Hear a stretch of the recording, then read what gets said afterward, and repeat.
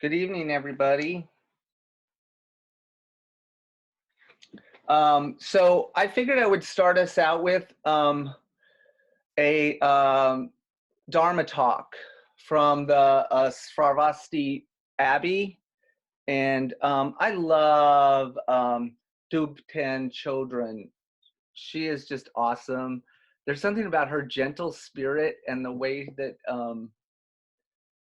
I don't know, the way she speaks, it kind of reminds me of myself in some weird way, because sometimes her linear track goes off in these different directions. And what I found is that they oftentimes have to cut out stuff she says and dissolve it to other things. So I could tell she's just kind of going, and it takes her a while to ramp up her Dharma talks. Plus she's just like really sweet. So I'm gonna, this one's about 15 or 16 minutes, but I think it's really worth watching because she talks about some of the things that I talked about on Sunday in regards to interdependent co-arising and things of that nature. So I kind of wanted to just lead with this. It's a COVID-19 talk. It's kind of a little earlier in the COVID process. So if you keep up with the news, you're probably going to go, well, that's kind of dated. It's just, I don't know about anybody else, but this thing's moving so fast that, like, I mean, I don't know. It's a little overwhelming. And after I think we watch this, maybe we'll just check in with each other for a little while and just kind of talk about that a bit. So I'm going to share this with you guys. We did a sound check to begin with. Everybody can see her, I'm assuming, as of now. Perfect. Okay, cool. So I'm going to play it. And so a Buddhist magazine in Germany, Tibet and Buddhism. Okay, good. So it's a very nice Buddhist magazine. I've done articles for them before. And they asked me to speak about hope. And I thought that that fits in very well with what's going on now with the coronavirus. Okay. But I remember last year when I was at a Sakyadhita conference in Australia, Roshi Joan spoke about hope. And well, that wasn't the title of her talk. I can't remember the title, but she said that hope is rather useless. And we should just disregard hope. But, and everybody kind of went, because we're all told, we're taught we should always be hopeful and hope for the best. The reason she said to dismiss hope was that hope implies that you don't have, that there's nothing you can do to influence the situation. So because you're powerless, all you can do is hope. So she said, rather than just hope because you feel powerless, look at what you can do either in the situation itself or what you can do with your mind so you can experience the situation in a different way. And I thought, that makes a lot of sense. Yeah, because hope really does imply, well, we just hope for the best because there's nothing we can do. We don't have any power.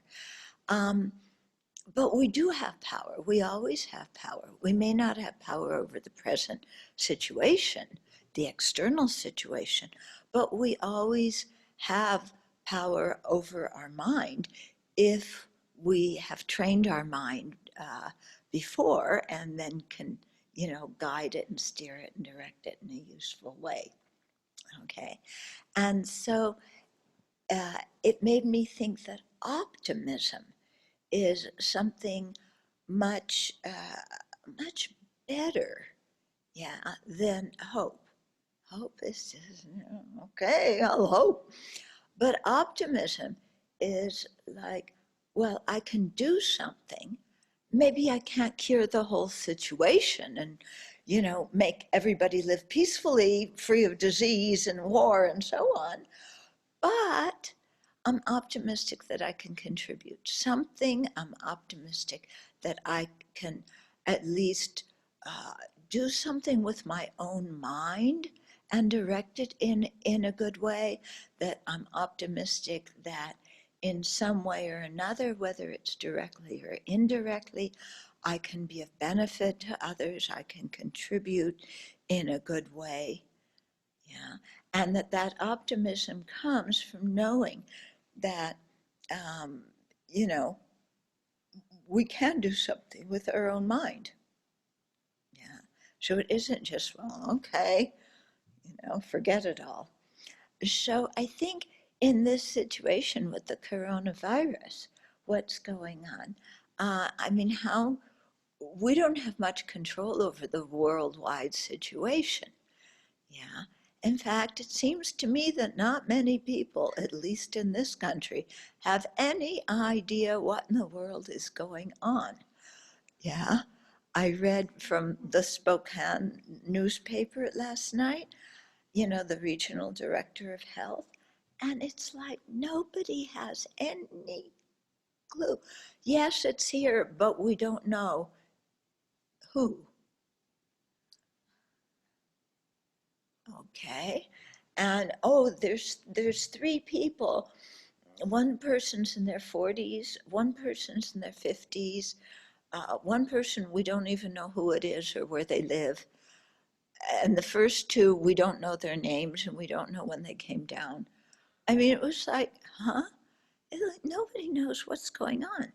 And last night, there was an article about people coming in from Americans returning and coming into the airport and not being screened at all, just walking right through. And this morning, there's an article showing hallways packed with Americans returning from other countries. And they have to go through extensive screening, and there's a big backlog. Okay. Uh, so, it's all kind of what I figured is you kind of have to have a sense of humor in this. It's a serious situation, but I think we also have to learn to laugh. Yeah. And we also have to learn to look at deeper meaning behind what is going on. Okay. I got an email from one woman who had been at a retreat last year, and she was very concerned about us and how we were doing. And I wrote back and I said, we're okay. And she said, that just the Abbey, being at the Abbey really has given her a lot of direction in her life. And that what she and her family are seeing through this, and they're in New York City, um, what they're seeing through this is how important it is to care for each other. And I think that that's something that's really coming out for many people, is how much we need each other, how much we influence each other, how important it is to care for each other, and how we are social animals. And, the sports games getting canceled and the late night shows getting comedy shows because they have no audience. The comedians can't be funny because they don't have an audience. It's really showing dependent arising, isn't it? You can't be a comedian without an audience, you know. And Broadway shutting down and theaters and this and that.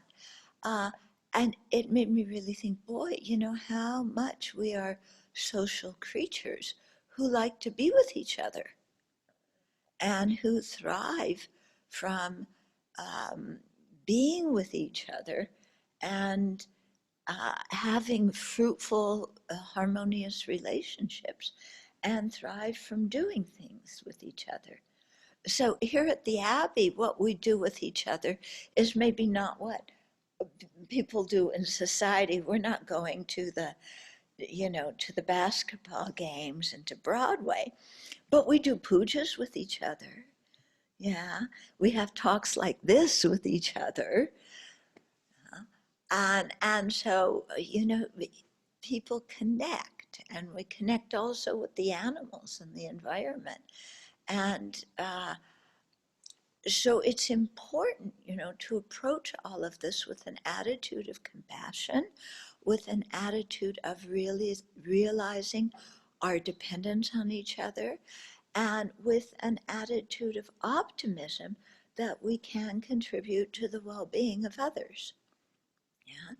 And so in this kind of situation, well, okay, I can't all of a sudden create a lot of tests so that we can have some idea of how prevalent the virus is here. That's not my forte. Um, but what can I do? Well, I can wash my hands, which is a big help, not only for myself, but for other people. Okay. I can, present a cheerful face when I meet other people, and that makes a big difference.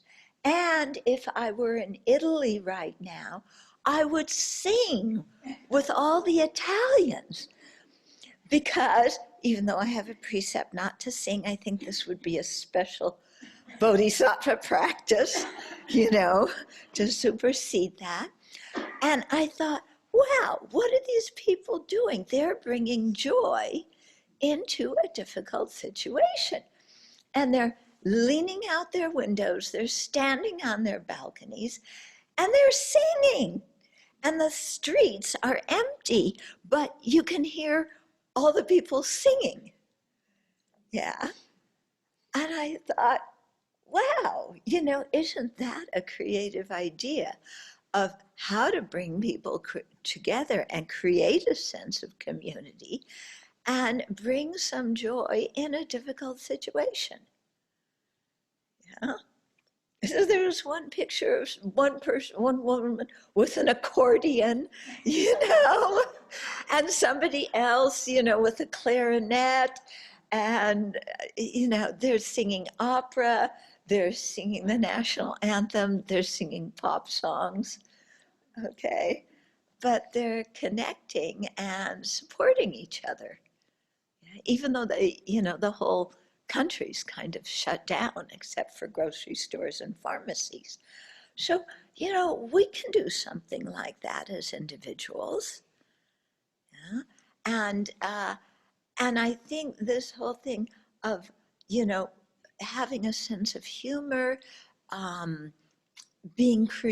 creating joy around us, instead of letting our minds go into full-blown panic, as if buying all the pretzels in the grocery store is going to keep us from getting sick. Yeah, it's like, okay, you buy out everything in the grocery store. Is that going to prevent you from getting sick?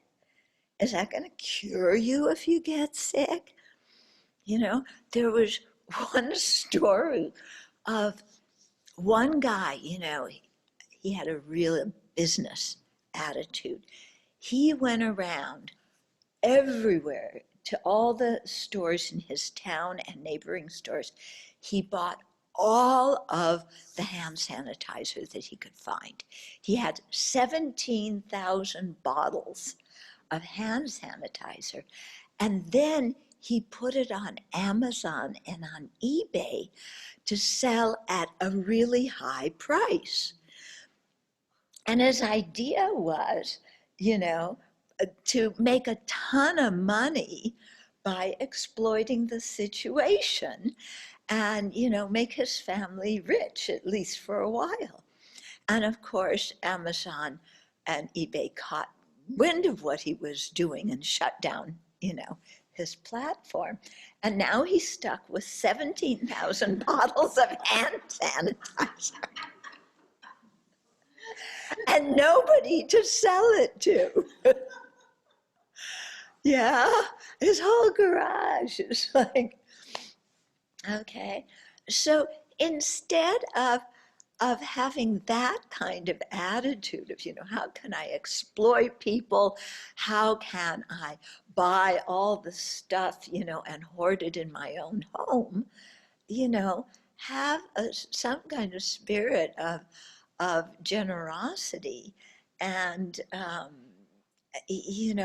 a whole different idea, because I think this that there's a lot of good that can actually come out of this virus in the in the situation, because if if your kids are at home and you have to work at home and you aren't going out so much, well, what are you going to do? Maybe you'll talk to your kids some more and maybe play games with your kids and teach your kids something. Yeah, instead of driving them, instead of being the chauffeur to all their practices where they're only with kids of their own age group playing soccer or learning to paint, you know, they can be with their family and all the different age groups, and people can really connect with each other and benefit from each other. And also for people who are Dharma practitioners, you know, all the Dharma books you never had time to read, all those meditation sessions you never had time to do, and we're still in the middle of the retreat from afar, you can still join it. Yeah, now you have time to do all these things. Yeah, so use the time. It's, like being on holiday. Don't go stir crazy sitting in your house, you know, really use your time to do all the things that you've wanted to do, in your own home, and learn the things you've wanted to learn, but you've never had time to do before, and really take time to connect to your roommates, to your family, to your neighbors, and especially to the elder uh, people who live around you. Okay, so let's turn a difficult situation into something that can be filled with joy and connection and even transformed into the path. I heard that some people in Buddhist circles are suggesting that we rename it the coronavirus. Yes, the coronavirus, that's good, yes. Okay.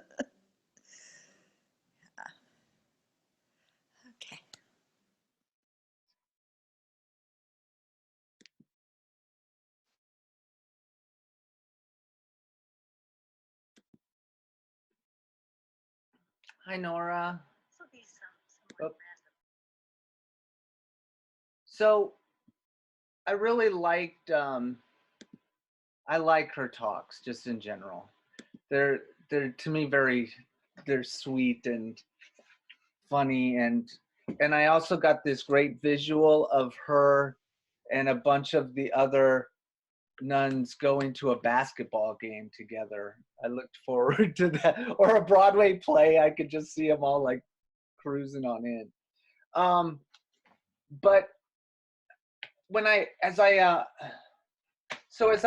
watched this one, I felt it was a nice counterbalance with the talk and the reading for this week, which, although I think makes some really strong connections with our interdependence upon one another, at times when I was reading this section of the book, I just kind of felt a little overwhelmed. And I think when I first decided that I was going to do the this week, I had chosen Rita Gross's article on population and overconsumption, and I started to read it, and it was just like, this is really heavy. And even when I was doing Aitken's article, um, I and put together the Dharma talk, there was still a bit of heaviness to it all. And I like this talk because she really puts a nice spin on the things that we can actually control and in a kind of an uncontrollable situation. I don't know about other people, but I loved how she talked about the opportunity that, you know, we do have power over our mind. Like that's something that we can work on. We can continue our practice at our home and continue to be mindful and work on deepening our understanding of our own mind. I also loved how she kind of changed being optimistic versus hope. That, you know, when you're optimistic, you're still taking action. Like I felt like, oh, we're not just talking about hoping something can happen, and she referenced that a little bit too, but that if I'm continuing to have an optimistic attitude and taking actions based on that, I can have direct or indirect benefit for all sentient beings. And the things that I sort of tied into that notion of being able to laugh. I think I love how she tells these funny stories and this ability to find deeper meaning in this situation and how important it is to care for one another and to and we need each other. These Zoom meetings have become essential parts of my life, and it's not that I love this technology, it's just the fact that, oh look, I can see Gabi or Andrea or Luis and each one of you, and that connectedness that we have is an essential part of who we are and is an essence of our beings. And how do we tap into that with other sentient beings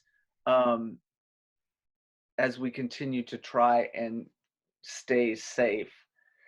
And then her whole idea of bringing a cheerful face, which I think she has, to the situation and bringing joy to a really difficult situation, I think is such a wonderful positive message at a time in which it's really challenging to sort of find an uplifting situation. So I'm going to kind of open up the conversation at this point to see where you guys, what you took from the talk. Was it helpful? Maybe we can talk a little bit more about the article and stuff like that in a second, but yeah, that's it.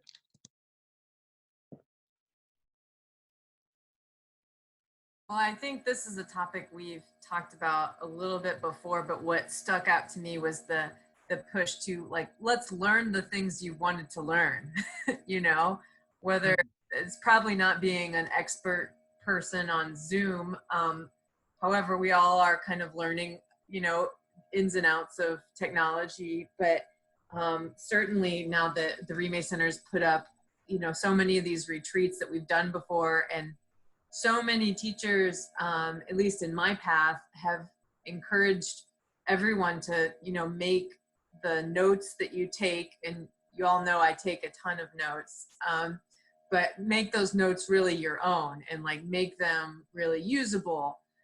And for me, that's pretty hard to do with a one-time around. Like I almost have to take the retreat again to really make even more sense of my notes and really make sure I captured, you know, what was really trying to be delivered. So I was kind of having a crappy day today, and really feeling overwhelmed with trying to make masks for people, and you know, my horrible skills in cutting and trying to find all these materials from things around the house to make more for people at our store. Hopefully taking it to a seamstress so it can be done well, but we'll see. Anyway, I was feeling like crap. And then I started in on La Molina's Friday night of the Green Tara, 21 Taras practice.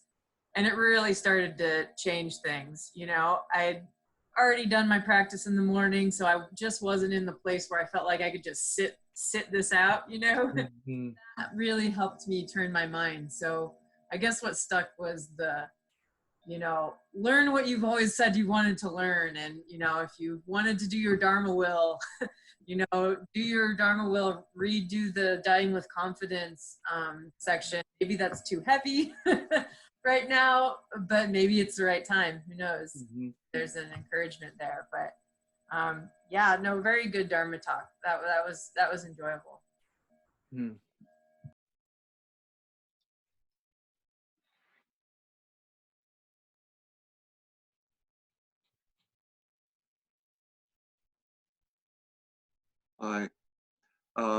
I really, can you hear me? We can hear you. Oh, good. Okay. I really liked her. I'd appreciate it if you'd send the link out for her. Mm-hmm. I'd like to hear more. The real impression that I got was about hope and the action, that you're really in control of your mind. Maybe not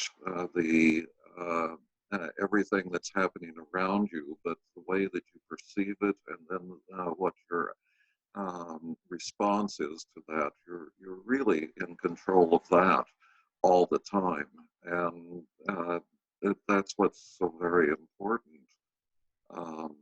I haven't had a bad day since this began, and that's a good thing. But it really does center around how you view what's happening around you, and the things that you can do in order to help yourself and others. Mohammed is sending out. He sent you the link. Oh, he did? That's Yeah. our main website, and there's a ton of stuff out there. Oh, okay. Thank you. Yeah, I think she does. Her and a couple of the other nuns do these morning talks every day. So they've got a lot of content. There's a lot out there on YouTube as well. If you just, you know, do a search for Thupten Chodron, all those breakfast corner, I think is what they're called, videos show up. You know, it's interesting because many years ago, her book on like Buddhism for Beginners or something was the first book I ever read that like really connected deeply. And I remember I wrote her and she actually wrote back, which I thought was just, you know, to my mind at that time was just amazing. And then like within a year, she actually came to the Rime Center and talked, and I got to meet her. And I mean, she is a really, really sweet person. We're just amazing. And also is like 4'7". It's ridiculous.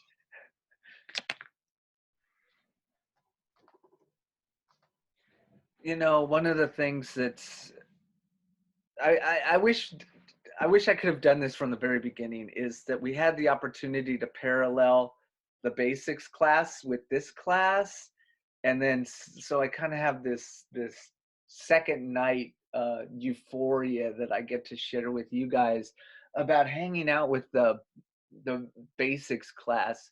And one of the things that came out of last night's session was just how perfect it was that this class was offered at this time. Like, much like we started this in a completely different universe, they kind of did too, and how this practice has been so necessary. And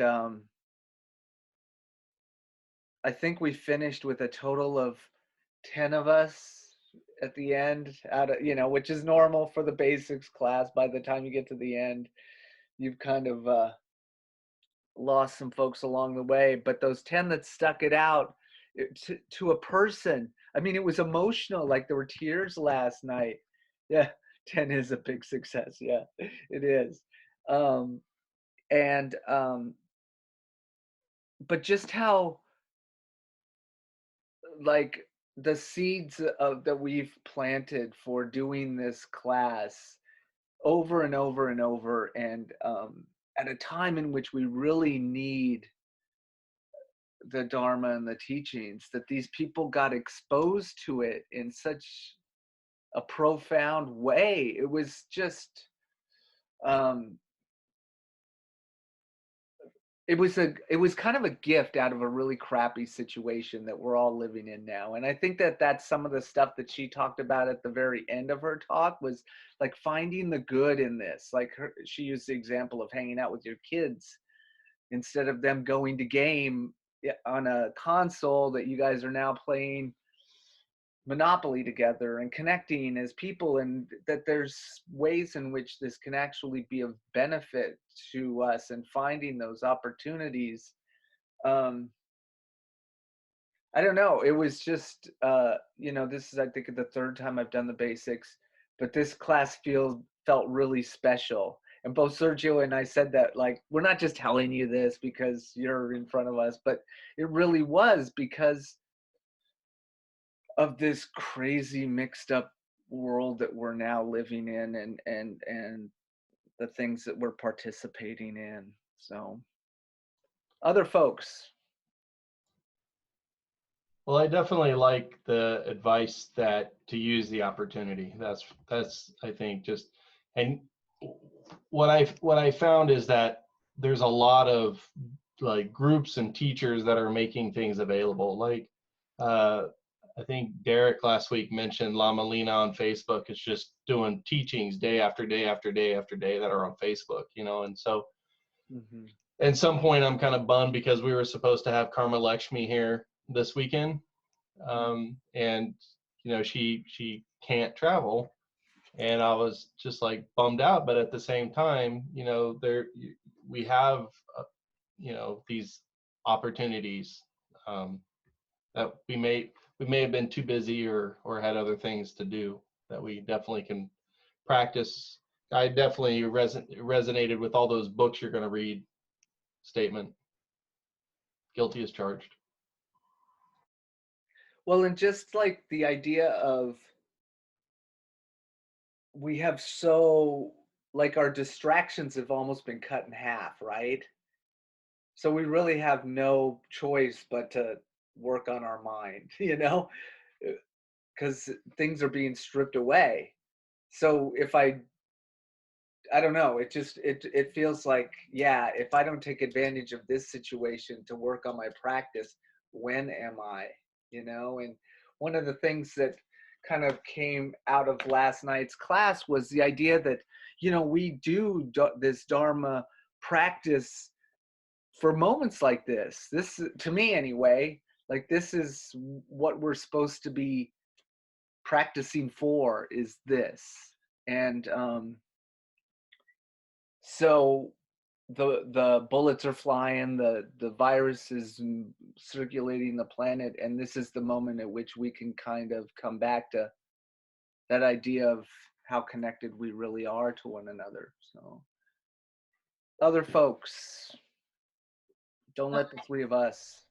I have something I'll share.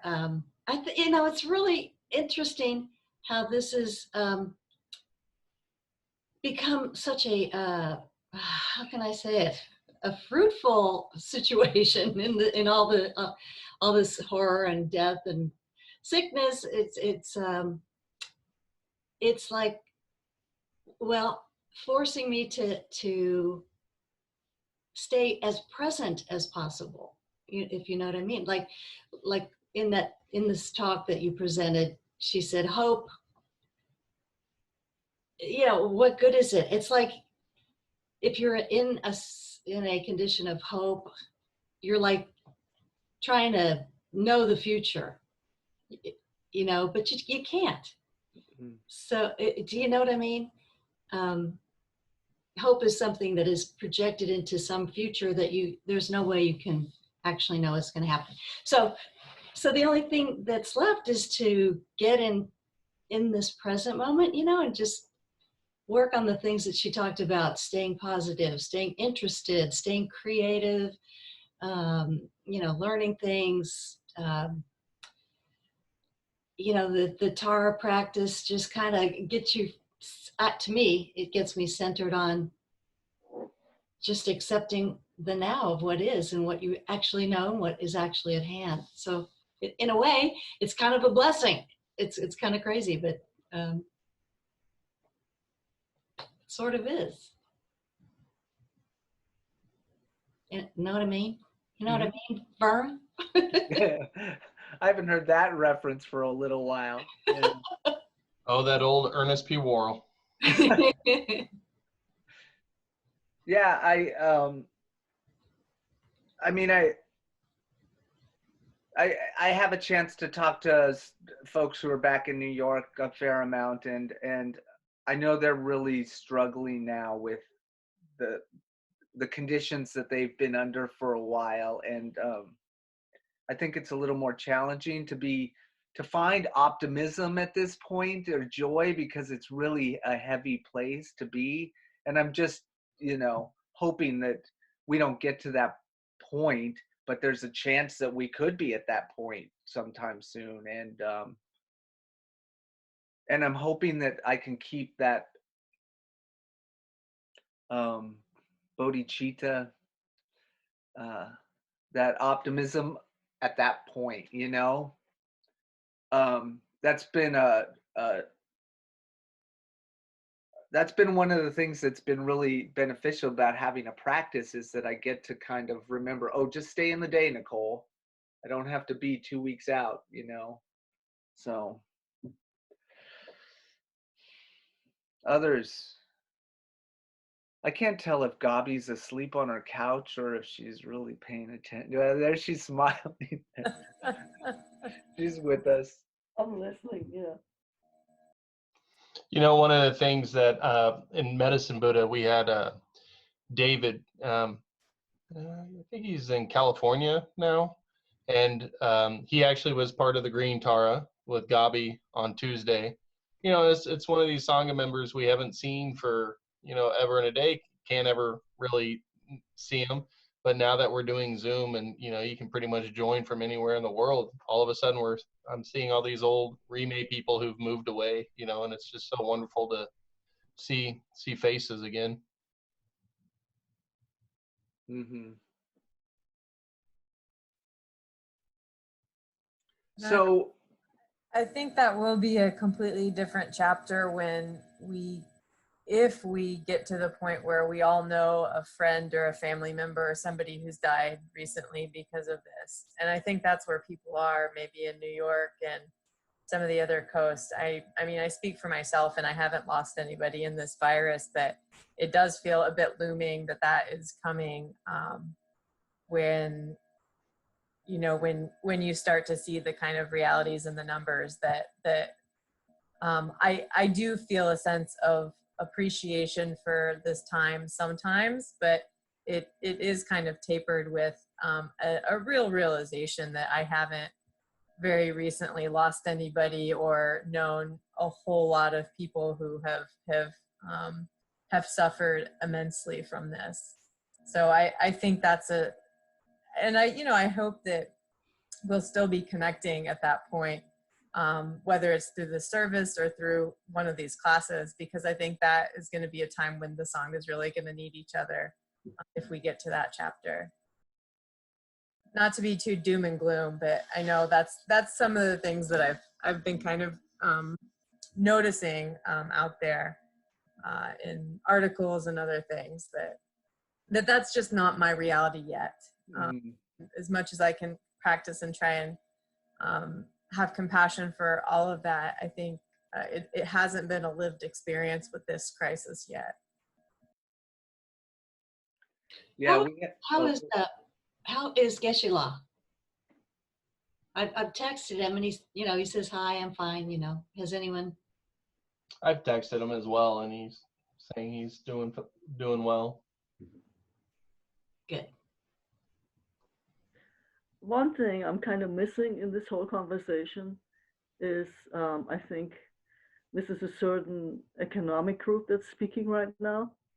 And I think we're missing the fact that many people are not so much affected by the illness or the sickness of the virus, but they're affected by the sudden economic loss, not being able to make money, not being able to pay rent, and not being able, to be really put in a spot that's very tense and very stressful. And I think that's really what's, I think, the tragedy of this whole pandemic is, especially in this country. There's so many people who don't have access to health insurance, So many people, like I said, won't be able to make, a living. And there's, this $1,200 is a joke, They're talking about, it's not help, Yeah, I was reading an article where they were interviewed a lady who she was a restaurant worker, and her roommate is a restaurant worker, and they both lost their jobs. And so, they're talking about how, there's the kind of moratorium on evictions, but then what happens when that moratorium ceases? Because now you have people who have to pay, who have rent building up. It's not like they're canceling the rent. It's, hey, you're not paying rent, and now next month you pay twice as much, and the month after that you pay 3 times as much. And that's not realistic to think then some, low wage worker or someone who is already struggling to make ends meet then has to all of a sudden come up with that. Well, it's impossible. Yeah, exactly. So, there's going to be evictions, or they're going to have to come to some kind of, understanding of, debt forgiveness, because there's no way people are going to be able to get out of that. Even people who have been on the upper edge of that kind of that demarcation, are now in jeopardy, and I think people are starting to wake up to just what inequality truly looks like amongst their neighbors and friends and everybody else. Yeah, my best friend yesterday, she's a hairstylist, and she had to file for unemployment, and it was like, oh yeah, now this is really real, because for me, I'm salaried and haven't really, I think about it, but now it's really kind of come home for somebody that's really close to me. And I'm wondering, like, when we get through this, if there isn't, like, we have our Sangha care, right? Does our Sangha care take on a different form? I don't know. I just think of, like, the Dharma talk on Sunday talked about how it was essential for small groups of people to really make the substantial change. The article talks about that too. You're never going to have a top-down change, right? The government's showing their incompetence right now in trying to deal with this virus. And the only way that kind of coming out of this, that anything, we're going to have to take care of each other. And so I wonder if as a Sangha, like, we don't have to start considering those things, that Sangha care becomes a little broader,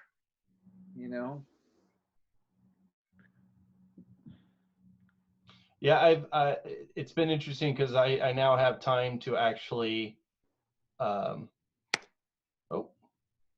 think Glenn's sharing his screen with us. Yeah. I didn't know what I was. Let me go away. What's that file over there, There we How go. Glenn, that's kind of shady? I undid it. So one of the things that I've been thankful for is just especially with the religious communities coming together, because, you know, there's a lot of religious organizations that have already been kind of coalitions, but, you know, now I've had more opportunity to sit in on a lot of calls, because before they were meeting in person, which I couldn't do. Now they're all Zoom calls, so I can actually join them. And, you know, that's one of the big things is, you know, how do you take care of your congregation or the Sangha? You know, the website that I've shared on the website that has all the resources came out of that discussion, you know, and so there's definitely grassroots efforts to come together to make sure people have, you know, resources that they can use or have access to, even if it's like food insecurity, being able to know where all the, you know, food pantries are, and there was one where it was, I think it's a gig worker like support group where, you know, people who are in that type of field can come together and find resources and support each other. So yeah, I definitely think when we talk about Sangha care, you know, this is the time to do it, and to really, you know, what does that look like? Because, you know, unfortunately, I don't think the Rime Center has ever been in a position that could do financial support of people, but I think trying to do other things, or even just being an ear for somebody that needs to talk and discuss, I think is Sangha care as well. Or even just checking in on people, you know, where you're like, hey, I haven't heard from so-and-so in a while. I miss their face. I'm just going to send them a text, you know, or an email real quick, and just check in on them and see how they're doing. You know, giving people an opportunity to raise a need or a concern. But I think we also need to make sure to participate in a process where decisions are made that either hurt people or help people.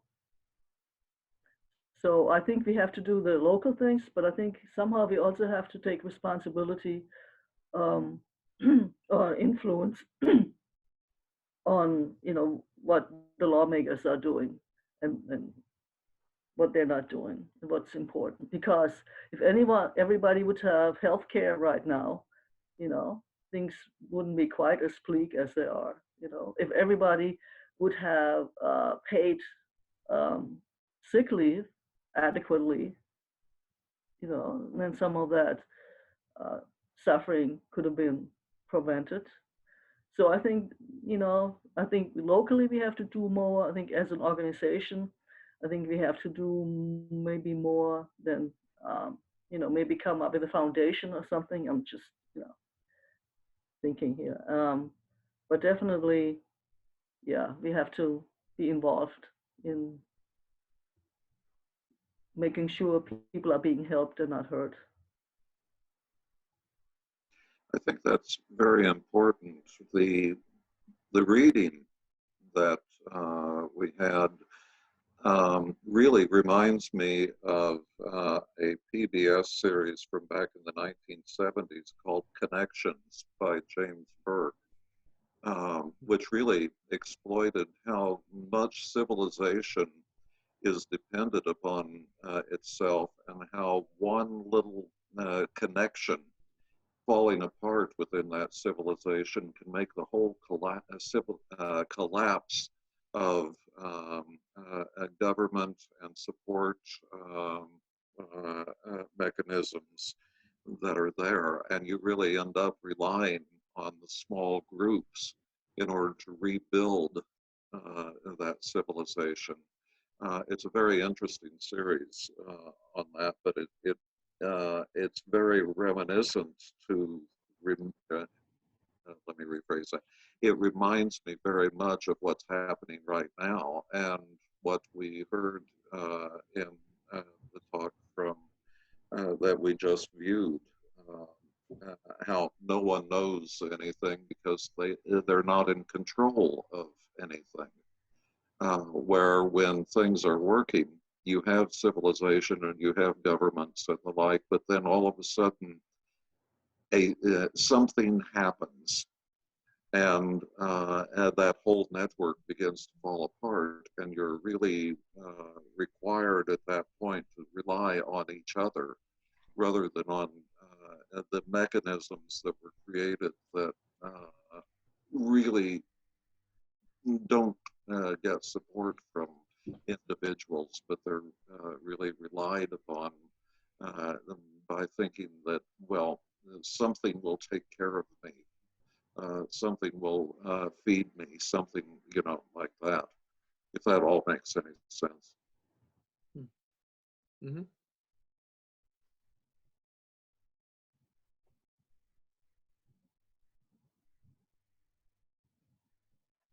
I have this urge to want to know what Santi Caro would say.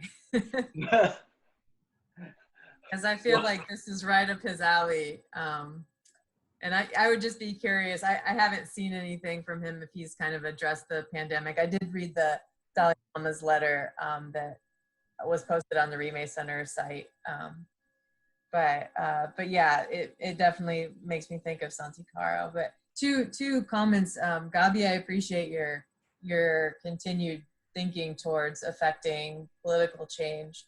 I know one of my neighbors put up a for sale sign, and when you got close, there was all these flyers, and it said, you know, just kidding, this house isn't for sale, but here is all the phone numbers of all the local officials in our area, and make your voice heard. So it was like, now that I have your attention. Which was really helpful, because it was like a one-stop pamphlet with like your local, your national, your whatever. So you know, whether it's just making those things kind of available, and maybe even having like a coaching session on how you can just call your representative, and how you can, you know, that's a very easy thing to do. And we also had heard in this group from Tucker. So we have the email of a local, you know, politician, city council member. So you could always vet ideas or concerns or things like that, those kind of routes. And I forgot the other comment, so I'll leave it at that. Well, I think it's really interesting that you mentioned Tucker, because like I was just sitting here and I crossed out Environmental Bodhisattva Challenge. I crossed out Environmental and put Pandemic Bodhisattva Challenge. It feels like some of the things that we were talking about in regards to what we were actually doing or leading towards environmentally has shifted to the point of like, oh, maybe we need to take some of these actions that we were looking at in just an environmental way and look at them now in a pandemic sort of way. It's kind of a creepy sort of thing, but it is still the principle of the Bodhisattva holds true whatever we put in front of it, right? We still know the things that we should do. And in many ways it comes down to the four immeasurables, right? You know, like we have to work towards that. It's interesting, especially when we're talking about politicians at the different levels, because I feel like somehow I got onto an email string or something where now I'm getting all the like Jackson County health department updates and Johnson County department updates, you know, so Kansas and Missouri, and they keep posting all these updates, you know, like each the Kansas City, Missouri, Mayor Lucas has had, you know, multiple press conferences where you can, you know, and calls where you can join in. Both governors have. Sharice Davids, I know on the Kansas side, has had a lot of phone town hall type meetings, and then it's crickets after that. It's really strange. Like, you know, that kind of next level, you know, you don't hear much as far as like trying to have a communication with kind of the population. Maybe the email string I'm on is only for that smaller group, but I don't know. It's been interesting. Well, but I think that that's sort of what the article that Aitken was talking about, right? Is this idea that things become so large and cumbersome that when it comes time to actually initiate change, they're incapable of doing it. And that you kind of have to be small. You know, you have to do these town halls for your small community, like Sharice Davids or Quentin Lucas is the mayor. But once you get to the level of the state, they can't get their act together for doing really anything. I mean, I think that that's one of the remarkable things about Andrew Cuomo and what he's doing in New York is he's actually making the state quasi-functional through a really difficult time. But I mean, you look at our governor in Missouri, they're not even doing shelter in place. We're like one of the 4 states not even doing that. Well, and it's so different between Kansas and Missouri. It's almost night and day, you know. Where what's her Laura Kelly, you know, it issued the stay-at-home order in Missouri. Nothing. Yeah, it's, which is insane considering we're like on top of each other. The 2 states are like, well, and it's the illusion that we're truly separate.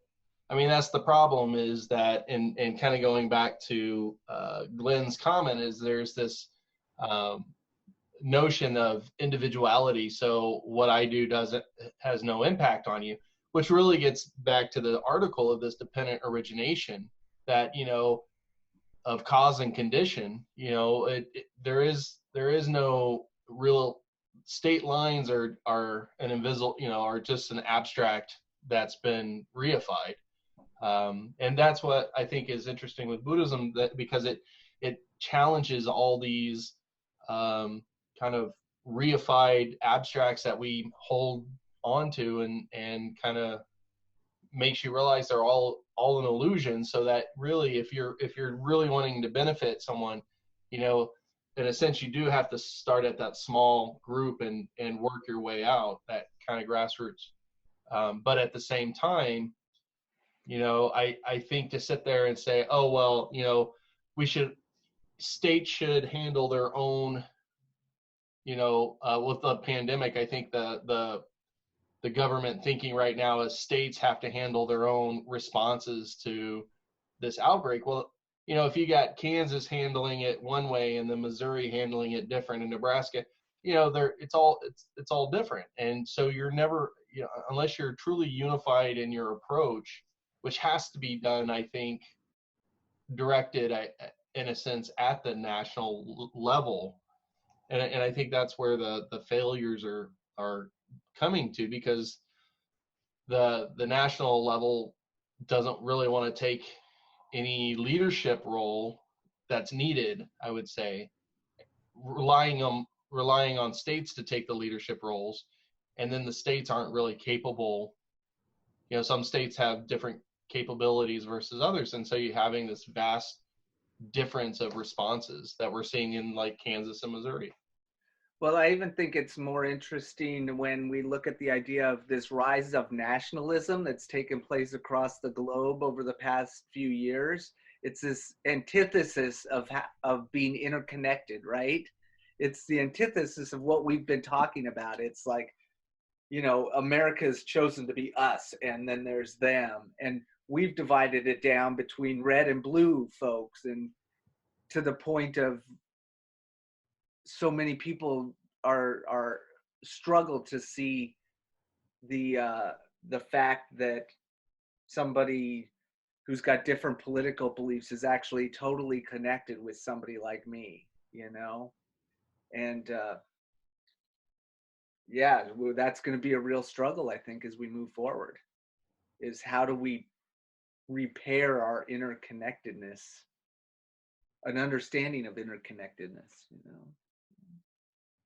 Well, my hope is from this, there's more kind of like when and if you haven't listened to it, Santicaro's Dharmic socialism talk is a really beautiful kind of way of looking at, we are, as a society, are interrelated. So to do things both politically and locally, and doing it in a way that is with that understanding that we need to support each other. I think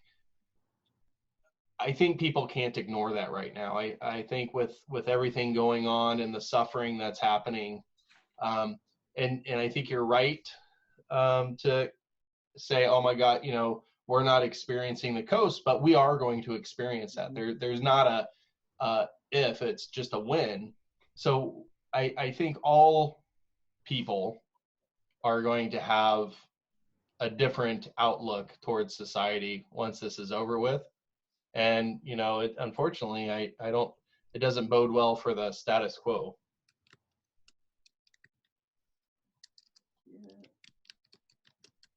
Yeah, I hope you're right, Matt. I really do. I agree that it's my hope that people do see that we share a basic humanity, and it doesn't matter, your religion, your race, your sexual preference, your political preference, anything, we're all in the same boat. So I hear what you're saying, and I'm with you.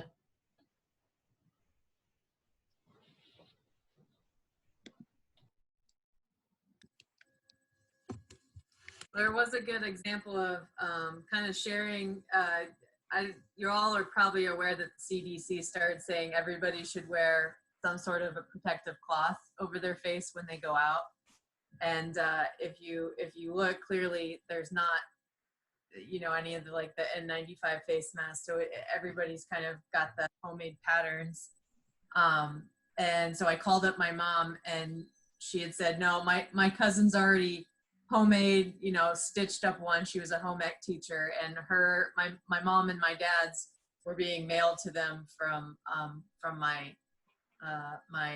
I don't know, her cousin or something. But it did feel very helpless today to try to find the materials for some of that. So this is my little homemade one from a t-shirt, and it's got a little I don't know, paperclip, that goes over the nose, and this is pathetic, but I guess it's better than nothing. But I think that's a place where there's a lot of sharing that will have to happen, because if you try to go to Joann Fabric and find the perfect elastic things, they're sold out. If you try to make it perfect, it's kind of, at least that was what I was running into. You couldn't even try to buy one right now. So there was a lot of resourcefulness and kind of helping each other, where people are making these for each other and sending it if they do have the kind of resources. So I know my neighbor is a musician, and he's bringing me over pipe cleaners to make some of the nose guards for that, because we're trying to, anyway. Bag coffees, the coffee bags that you get, they have the wrap in Oh, yeah. That's a good one. That's perfect. Yeah. That's a good nose one. Also, I saw a YouTube on how to use coffee filters. You take a number 4 coffee filter and put a number 2 coffee filter in it. So it's a double layer of the filter. And then they had some kind of elastic stuff to put around the ears, but they used a paper clip. But I think, a little twisty tie that you could tape to the top would also work. Yeah, any thin metal. I've just noticed that the coffee, they're flat, so they make them easier to sew into place. Mm-hmm. And I've cannibalized underwear elastic for the to try and find that. Let me know if you need some. I've got a sewing machine, so if you still need some. What about hair ties? Maybe, yeah. I think the one I have is a little bit tight, but some of the larger around the head hair ties would probably work.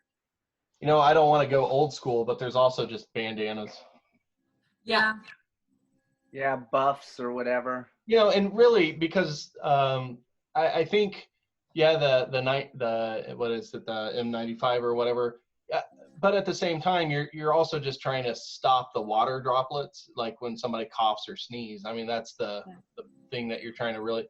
So yeah, it's not perfect, but I'm happy that people are doing it, because I think, you know, for medical professionals where the exposure level is 100% around, you know, sick people, they need the more protective. But when you're out walking or you're in the grocery store, I think just any kind of mask.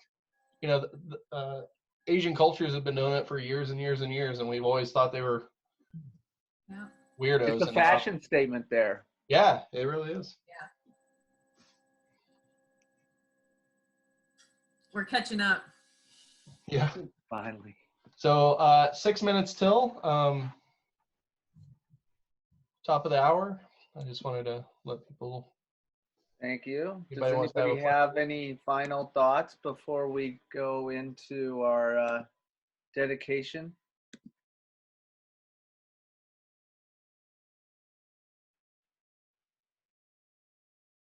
Hearing none, we will go ahead and close.